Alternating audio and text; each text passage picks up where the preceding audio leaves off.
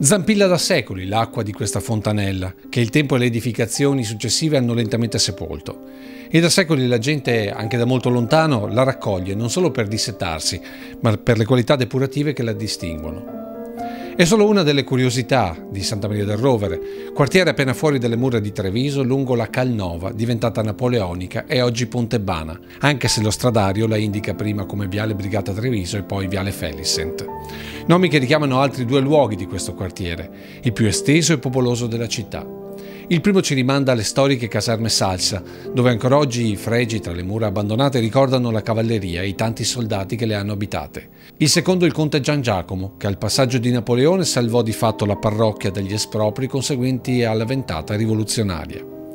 E siamo alla chiesa dal maestoso colonnato. Tutto parte da un rovere dove qualcuno appese l'immagine votiva della Madonna che allatta il bambino Gesù.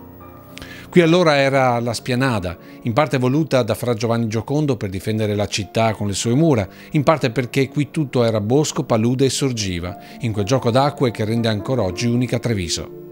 Ecco com'era fino al boom economico degli anni 50 del Novecento. Al centro la nuova chiesa e tutto intorno i primi palazzi nei terreni utilizzati dai militari per le esercitazioni, come del resto ricorda ancora la piazza d'Armi, per lo stradario Piazza Martiri di Belfiore. Dall'immaginetta lungo la strada al capitello e poi alla chiesetta a Tempietto. La storia della parrocchiale è scandita da suppliche, guarigioni, celebrazioni e pellegrinaggi. Già perché al tempo arrivare qui dalla vicina fontana era veramente un viaggio. Qui ogni angolo, ogni via racconta un pezzo di storia trevigiana. Villa Margherita, pegno d'amore eterno del nobile Christian Lichtenberg per la moglie. O questo bivio, dove fino alla legge Merlin qui sorgeva il Casino Levi, sostanzialmente davanti alla chiesa, in un contrasto tra amore sacro e profano. E si potrebbe continuare all'infinito, con l'ex ospedale psichiatrico della Cava dei Danai, oggi via Caldibreda, a Villa Braida, al Tempietto della Madonnetta, in una continua caccia al tesoro che è la nostra storia.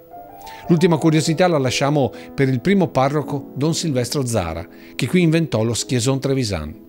Scrittore ma anche astronomo dilettante, fu lui, con lo pseudonimo di Nanne Lazzari, a compilare per la prima volta il lunario trevigiano, uno dei simboli della nostra storia, ma soprattutto della nostra civiltà contadina.